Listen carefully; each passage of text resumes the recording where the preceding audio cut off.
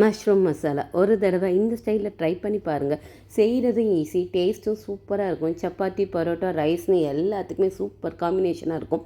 இப்போது எப்படி செய்யலான்னு சொல்லி பார்க்கலாமா? ஒரு கடாயில் எண்ணெய் ஊற்றிட்டு சீரகம் போட்டு பொரிய விட்டுட்டு இஞ்சி பூண்டு பேஸ்ட்டை வதக்கி விட்டுடலாம். அதுக்கப்புறம் ஒரு பெரிய வெங்காயத்தை நம்ம அரைச்சி அதையும் அது கூட சேர்த்து வதக்கி விட்டுட்டு ஒரு 3 ஸ்பூன் காஷ்மீரி மிளகாய்த்தூள், அது கூட 2 ஸ்பூன் கடலை மாவு, கொஞ்சமாக தண்ணி சேர்த்து நல்லா மிக்ஸ் பண்ணி விட்டுட்டு எண்ணெய் பிடுற வரைக்கும் வதக்கி விட்டுருங்க. இதுக்கு தக்காளி தான் மெயின். நல்ல பெரிய சைஸ் தக்காளி 4 அல்லது 5 தக்காளி அரைச்சி அது கூட சேர்த்துட்டு கொஞ்சமாக மஞ்சள் தூள், மல்லித்தூள், சீரகத்தூள், உப்பு இதெல்லாம் சேர்த்து நல்லா கொதிக்க விட்டுலாம். எண்ணெய் பிரிஞ்சு வர வரைக்கும் வெயிட் பண்ணுங்கள். அதுக்கடுத்து நம்ம ஆல்ரெடி மஷ்ரூமையும் கேப்சிகமையும் உப்பு போட்டு சொட்டே பண்ணி வச்சுருக்கோம். அதையும் இது கூட சேர்த்து சிம்மில் வச்சு ஒரு 10 நிமிஷம் வச்சுட்டோம் அப்படின்னா அவ்வளோதான். லாஸ்ட்டாக கொஞ்சமாக கரம் மசாலா தூள், கொஞ்சம் கஸ்தூரி மேத்தி தூவி இறக்கி வச்சாச்சுன்னா போதும். எங்கள் வீட்டில் இது எல்லாத்துக்குமே ரொம்ப பிடிக்கும். ட்ரை பண்ணி பாருங்கள். தேங்க்யூ.